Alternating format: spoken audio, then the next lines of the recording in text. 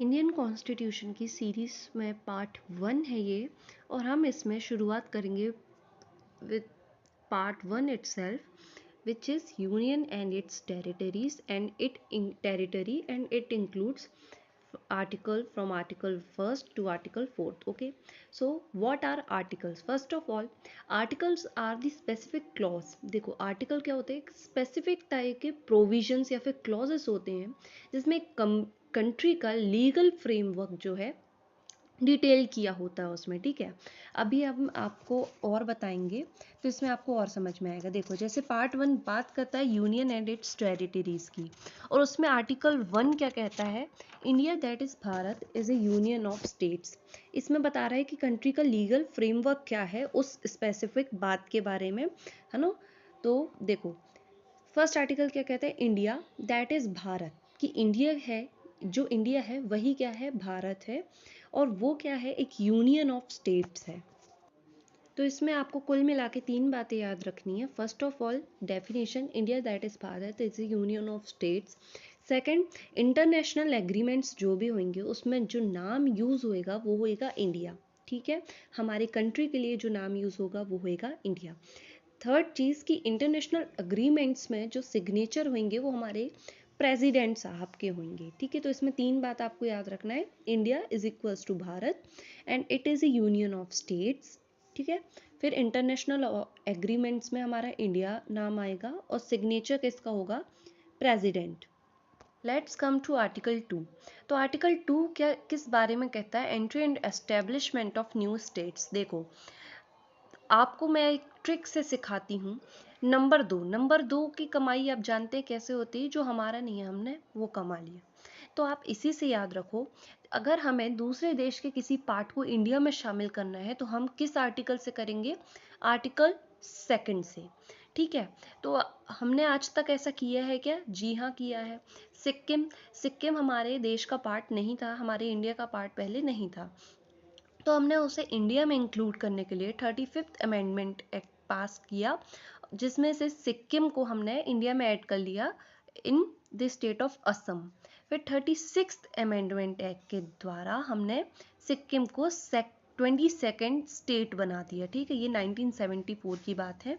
ठीक है, तो हम ये क्या कहता है कि जैसे हमने लाहौर वाले पार्ट को इंडिया में इंक्लूड करना है तो हम वो कौन से आर्टिकल से करेंगे?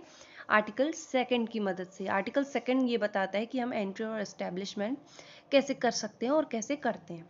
ठीक है, now let's come to article 3। Article 3 क्या बताता है? क्रिएशन ऑफ न्यू स्टेट्स और चेंज अगर हमने करना है विद इन ए कंट्री। ठीक है, तो जैसे हमें कोई बाहर की चीज़ लेनी है तो हम 2 नंबर से लेंगे, है ना, 2 नंबर की कमाई करेंगे, है ना। अंदर की चीज़ जैसे हमने बाउंड्री बदलनी है, ठीक है, तो ये सब चीज़ें हम आर्टिकल 3 से करेंगे। एरिया को बड़ा छोटा करना, मान लो आपको किसी भारत के अंदर ही किसी स्टेट का, जैसे हमने एमपी से सीजी को अलग किया, यूपी से यूके मतलब उत्तराखंड, है ना, बिहार से झारखंड को अलग करा, तो ये सब हम आर्टिकल 3 की मदद से करते हैं। और इसमें देखो राज्य सरकार से अनुमति लेने की ज़रूरत नहीं है, ये केंद्र सरकार मतलब सेंट्रल गवर्नमेंट अपने मनमर्जी मुताबिक से कर सकती है। ठीक है, अब आर्टिकल 4 क्या कहता है? अब इस जो मैंने लास्ट लाइन को बोला है ना, इसको ध्यान रखना। देखो तो आर्टिकल 4 क्या कहता है कि आर्टिकल 2 मतलब कि हमें बाहर से कोई जगह को अगर अपने इंडिया में शामिल करना है, और आर्टिकल 3 कि हमें भीतर इंडिया के भीतर ही कुछ चेंजेस करने हैं स्टेट में, तो इसमें कोई भी हस्तक्षेप नहीं कर सकते प्रेसिडेंट। मतलब ये आर्टिकल 368 जो कि प्रेसिडेंट की पावर्स है, इससे बिल्कुल ही अलग चला जाता है। इसमें राष्ट्रपति अपना कोई भी हस्तक्षेप नहीं कर सकता, क्योंकि हम ये चेंजेस करने से पहले ही प्रेसिडेंट की अनुमति ले चुके होते हैं। ठीक है, तो आर्टिकल 4 यही कहता है कि आर्टिकल 2 और आर्टिकल 3 में हस्तक्षेप कोई भी नहीं कर सकता, मतलब प्रेसिडेंट भी हस्तक्षेप इसमें नहीं कर सकता है। किसमें? आर्टिकल 2 और आर्टिकल 3 में। ये केंद्र सरकार का मामला है। ठीक है, तो अब देखते हैं हम रीऑर्गेनाइजेशन ऑफ स्टेट्स एक्ट 1956। ठीक है, तो ये क्या हुआ था हम इसके आगे देखते हैं। तो देखो बैकग्राउंड में इसके देखो आप, हमारे यहाँ जो भारत में पहले आप देखो 4 तरीके के स्टेट हुआ करते थे। ठीक है, तो मतलब 4 स्टेट मतलब आज़ादी के बाद जो है जो इंडिया में जितने भी हैं, बहुत छोटे छोटे पार्ट्स में इंडिया डिवाइड हो गया था जैसे कि आपको पता है, और 4 तरीके के स्टेट्स बन गए थे, ए, बी, सी और डी। ए में जिसमें डायरेक्ट ब्रिटिश का कंट्रोल होता था, बी में जो कि प्रिंसली स्टेट्स होते थे, मतलब वो स्टेट्स जो कि खुद ही ब्रिटिश लोग की जी हुजूरी करते थे, सी वाले जिसमें जिन्हें कहा जाता है कमिश्नरी स्टेट, मतलब वो स्टेट जहाँ ब्रिटिश मोनार्क नहीं बल्कि वहाँ कमिश्नर्स जो हैं, लेकिन वो भी इनडायरेक्टली ब्रिटिशर्स के ही होते थे, है ना। और डी होते थे हमारे यूनियन टेरिटरीज। तो देखो 552 स्टेट्स को हमारे सरदार वल्लभ भाई पटेल और वीपी मेनन ने हमारे साथ जोड़ लिया। लास्ट में 3 स्टेट्स ने नौटंकी करी, नेमली जूनागढ़, हैदराबाद और जम्मू एंड कश्मीर। जूनागढ़ के जो राजा थे वो थे मोमडन, मतलब मुस्लिम थे, और प्रजा वहाँ की हिंदू थी। इस्लामिक राजा थे, प्रजा हिंदू थी। तो राजा रहना चाहते थे पाकिस्तान के साथ, लेकिन प्रजा रहना चाहती थी हिंदुस्तान के साथ। तो रेफरेंडम दिया गया वहाँ की प्रजा को, और प्रजा ने चुना हिंदुस्तान को। ठीक है, तो जूनागढ़ के राजा चले गए पाकिस्तान अपने डॉग्स के साथ। ठीक है, बहुत सारे कुत्ते थे इनके, है ना। फिर हैदराबाद, हैदराबाद भी जो चाहता था वो अपना अलग राज्य बन के रहना चाहता था, है ना। तो सरदार वल्लभ भाई पटेल ने इनको परेशान करना चाहा कि चलो हमारे साथ मिलो। तो हैदराबाद के राजा जी ने क्या कर दिया कि यूएन को फ़ोन घुमा दिया और बोला कि भैया यहाँ देख लो, हमें परेशान किया जा रहा है।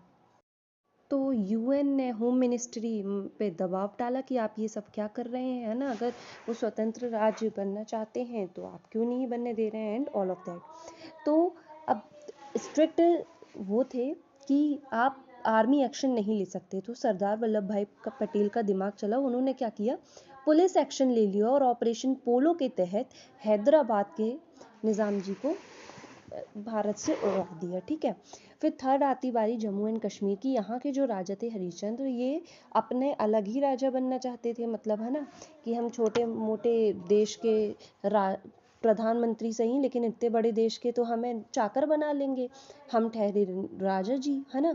तो ये नहीं मिलना चाहते थे भारत से। तो सरदार वल्लभ भाई पटेल ने तब तो कुछ नहीं किया, लेकिन इनका नसीब ही खोटा निकला और इन्होंने, पाकिस्तान वालों ने टेररिस्ट अटैक कर दिया जम्मू एंड कश्मीर पर। अब क्योंकि इनका सैन्य बल कम था, तो इन्होंने क्या, विलय पत्र पर साइन कर दिया हिंदुस्तान के मिलने के लिए। ठीक है, अब जैसे ही इन्होंने साइन किया, इन्होंने एक शर्त रख दी कि भाई हम एक ही कंडीशन पे मिलेंगे हिंदुस्तान के साथ, कि हमारा लिए एक अलग से आर्टिकल बनवाओ आप, आर्टिकल 370 इन्हीं की शर्त के कारण बना था, है ना, कि हम पे हिंदुस्तान के नियम लागू नहीं होंगे, है ना। लेकिन इनको अभी हमें ऐड करना था, प्लस पाकिस्तानी अंदर ही घुसते जा रहे थे, तो इसलिए इनको जैसे तैसे ऐड कर दिया गया। और फिर ब्रिगेडियर उस्मानी ने अपना ऑपरेशन चालू किया और टेररिस्ट को भगाया गया। ठीक है, तो रीऑर्गेनाइजेशन ऑफ स्टेट्स एक्ट पढ़ते हैं अब हम 1956 का। तो अब अलग अलग राज्य थे, जैसा 552 स्टेट्स है ना, अब हर जगह की लैंग्वेज अपनी अलग अलग।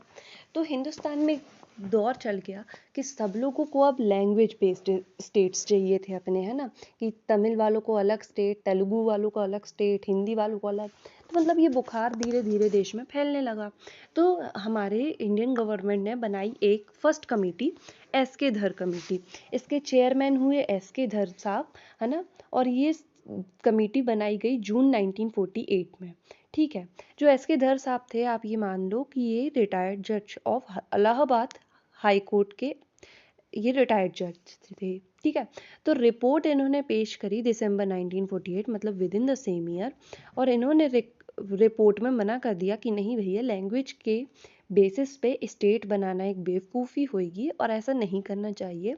इन्होंने रिकमेंडेशन दी कि जियोग्राफिकल या फिर फाइनेंशियल सिचुएशन के बेस पे आप स्टेट्स बना सकते हैं। ठीक है, अब ये सब सुन के भाई जिन लोगों को चाहिए था स्टेट लैंग्वेज बेस पे, उन्हें फिर से बुखार तेज हो गया, है ना। उन्होंने बोला ये क्या कह रहे हैं, हमें तो चाहिए। इन्होंने मना कर दिया, तो आंदोलन होने लगे। आंदोलन को शांत करवाने के लिए फिर से एक कमेटी बनाई गई, जेवीपी कमेटी। अब जेवीपी कमेटी आई 1948, मतलब दिसंबर 1948 में उन्होंने रिपोर्ट पेश करके मना कर दिया। तो इस कमेटी को बनाया गया दिसंबर 1948 में। जेवीपी की कमेटी के मेंबर थे जवाहरलाल नेहरू जे, वी से सरदार वल्लभ भाई पटेल वी, और पी से पट्टाभी सीतारमैया ठीक है। तो दिसंबर 1948 में इनको बनाया गया और इन्होंने अपनी रिपोर्ट अप्रैल 1949 में दे दी। इन्होंने भी सेम चीज़ कही कि नहीं, स्टेट्स लैंग्वेज बेस पे बिल्कुल नहीं बनने चाहिए। रिकमेंडेशन इन्होंने दी कि भाई यूनिटी एंड सिक्योरिटी के बेसिस में आप बना सकते हैं, लेकिन अब जिनको लैंग्वेज बेस पे चाहिए थे उन लोगों तो रुकने नहीं वाले थे। तो इसके बाद क्या हो गया, केरल के रहने वाले पोटी श्री राममुलु ने तेलुगु लैंग्वेज को लेकर के हल्ला मचा दिया। इन्होंने कहा कि नहीं भाई, हमें हमारा एक अलग स्टेट चाहिए जिसकी लैंग्वेज क्या होगी, तेलुगु होगी।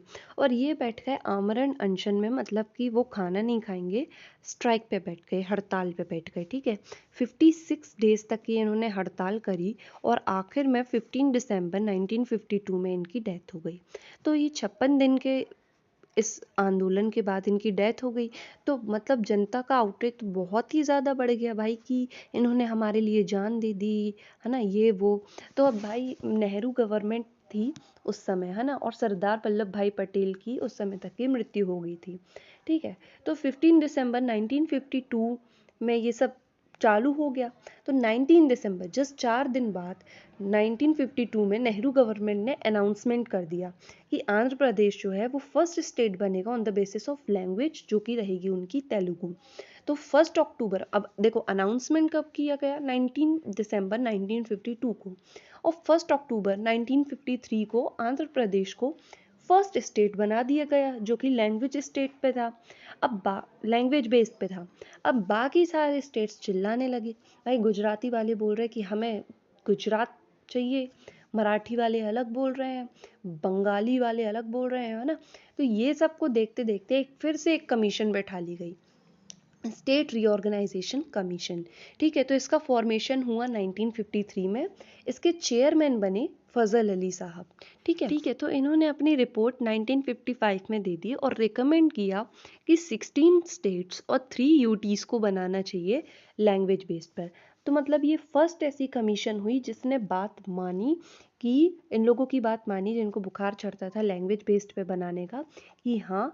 तो फजल अली वो कमीशन बनी जो जिसने बात मानी कि भैया लैंग्वेज बेस्ड बनना चाहिए। इससे पहले हमने 2 कमीशंस पढ़ चुकी, एक तो एस.के. धर कमीशन कमेटी, है ना, और दूसरी कौन सी थी हमारी, जेवीपी कमेटी। इन दोनों ही कमेटियों ने मना कर दिया था, एक 19 जून 1948 में, है ना, और एक दिसंबर 1948 में। फिर ये फर्स्ट कमेटी बनी जिसने मान गई बात, है ना, कि लैंग्वेज बेस्ड पर बनना चाहिए, फजल अली साहब की। देखो रिकमेंड इनने किया है 16 स्टेट्स और 3 यूटीज, है ना, लेकिन बनेंगे 14 स्टेट्स और 3 यूटीज, 6 यूटीज सॉरी।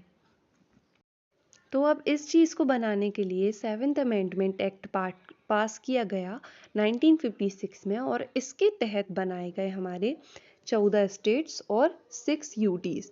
तो इनका नाम एज आप देख सकते हैं।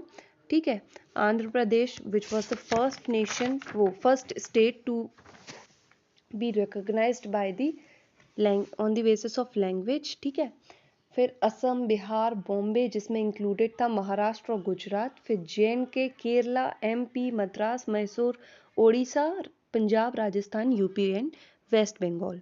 और 6 यूटीज कौन कौन सी थी, लक्षद्वीप, मिनिकॉय एंड अमन दीवी, मतलब वही लक्षद्वीप, है ना, मणिपुर, त्रिपुरा, अंडमान एंड निकोबर, और दिल्ली और हिमाचल प्रदेश।